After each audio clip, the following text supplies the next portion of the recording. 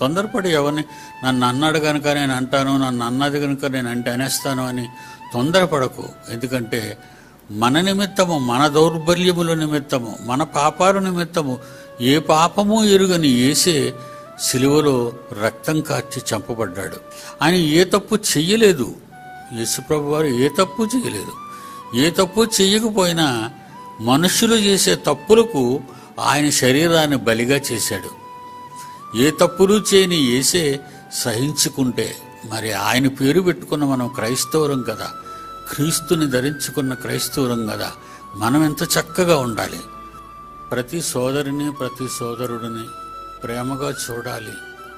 మాటలో కానీ, చేతల్లో కానీ, నడతల్లో కానీ మనము దేవునికి అనుకూలమైన వాటిని చేయాలి తప్ప మనకు మనం దేవుడు చెప్పని వాటిని చేయటానికి సిద్ధపడుతూ ఉంటాం.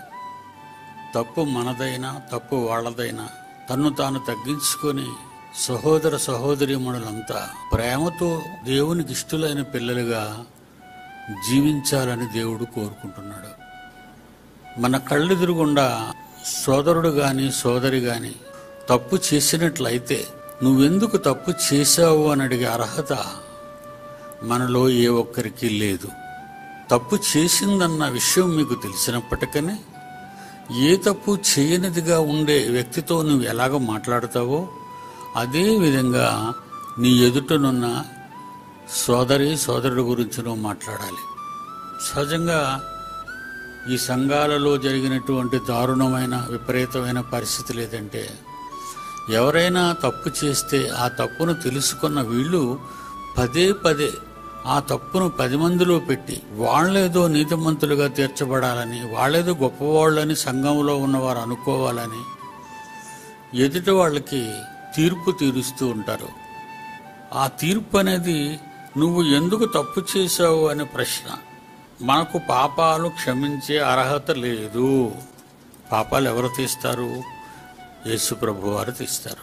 అంటే ఎదుట వాళ్ళని నేరస్తులుగా పరిగణించాలని, ఎదుట వాళ్ళని నేరస్తులుగా జనానికి చూపించాలని చాలా అసహ్యంగా మాట్లాడుతూ ఉంటారు.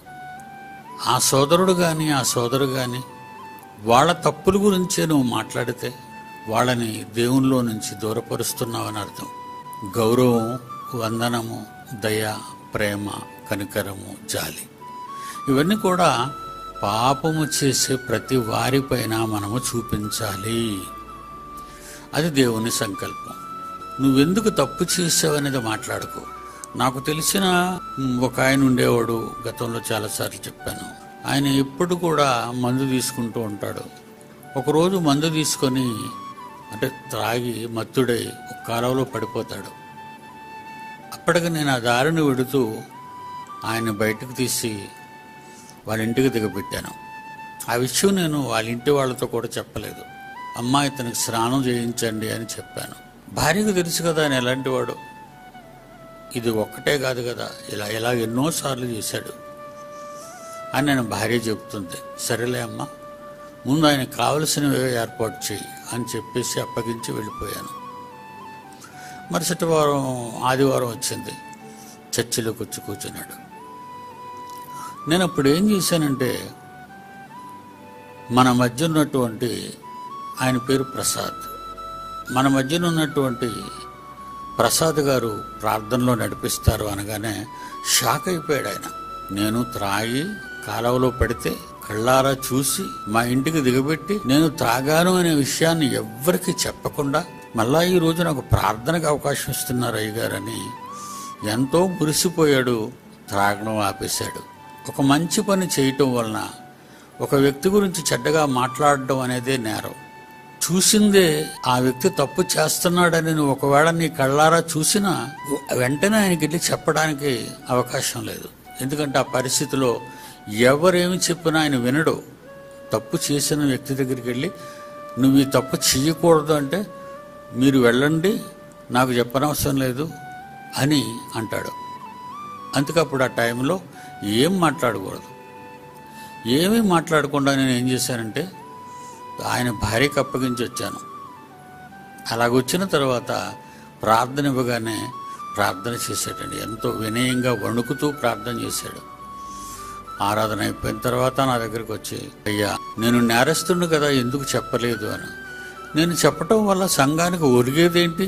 నేను చెప్తాను అనుకో సంఘానికి, పలానా ఆయన త్రాగి కాలువలో పడిపోయాడని. వాళ్ళకి చెప్తే వాళ్ళు ఇంకా నిన్ను హేళన చేస్తారు, వాళ్ళు నిన్ను మరింత అవమానపరుస్తారు. అందుకే నేను చెప్పలేదు. ఎంత మంచిదయ్యా, ఎంత మంచి మనసయ్యా. ఈ మనసు నాది కాదు నాయన, దేవుడు నాకు నేర్పించింది, నాతో చెప్పాడు, నేను నీకు సహాయపడ్డాను. ఎందుకంటే నువ్వు నా సహోదరుడు కనుక నువ్వు పాపం చేసినా ఏం చేసినా అది నాకు సంబంధం లేదు. నువ్వు పాపివి అనే అధికారం కూడా మనకు లేదు. నువ్వు తప్పు చేయలేదా, వాళ్ళు తప్పు చేయలేదా, వీళ్ళు తప్పు చేయలేదా? సరే, ఇలాంటి ఎవరికైనా మనం అమ్మా బాబు నీకు ఇది తగదు అని మనం ఎవరితోనైనా చెప్పావనుకో, నువ్వు నాకు చెప్తావా, నువ్వు చేయలేదా? సరే, ఇలాంటి భయంకరమైన క్యారెక్టర్ ఉన్నవాళ్ళు ఉంటారండి. ఎక్కువ మంది ఇలాంటి వాళ్ళే ఉంటారు. ఎందుకంటే వాళ్ళకి మనం చెప్పినా వాళ్ళు వినరు, వాళ్ళు మారరు. ఇలాగొచ్చి అలా నమ్మేసినట్టుగా నటించి క్షమించమని అడిగేసి మరలా డబల్ మళ్ళా ఎక్కువ చేస్తారు. ఎందుకంటే సమాధానం ఉండదు, ఐక్యమత్యం ఉండదు. ఇలాంటి విపత్తు పరిణామాల సంగతి వాళ్ళ క్యారెక్టర్లో మనం చూసినప్పుడు వాళ్ళని ఏం అనకండి, వాళ్ళని వదిలేయండి, ఎదురు సైలెంట్గా కూర్చోమనండి. That's all. ముందు నీ కన్నులో ఉన్నటువంటి ఆ దూలాన్ని తీసి అప్పుడు ఎదుటివాని కంటిలో ఉన్న నలుసు, అది కూడా అతి ప్రేమతో, అతి గారంగా, నెమ్మదిగా నిన్ను ప్రేమించే విధానంలో నువ్వు ఆ వ్యక్తితో మాట్లాడాలి.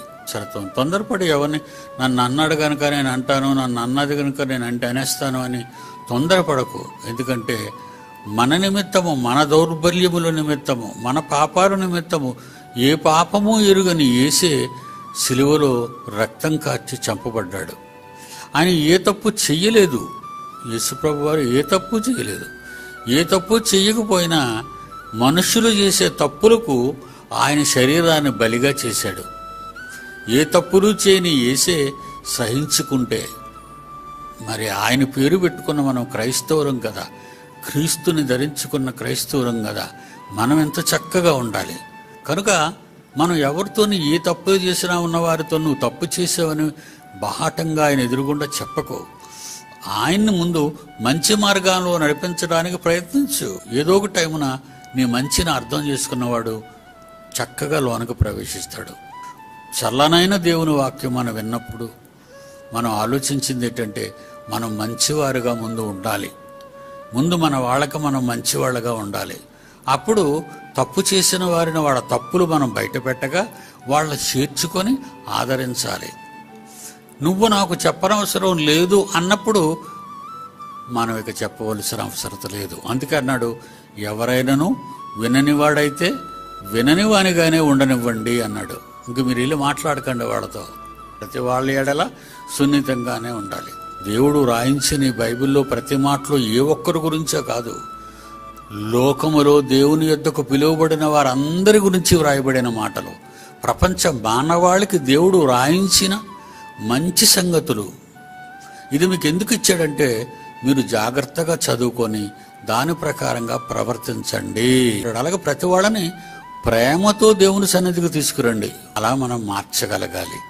ఇదండి సోదరిని సంపాదించే దేవుడిచ్చినటువంటి ఆలోచన. ఇలా ఉంటేనే తప్ప సంఘం నిలవదు, సంఘం బాగుపడదు, క్రైస్తవులు నీతిమంతులుగా తీర్చబడరు.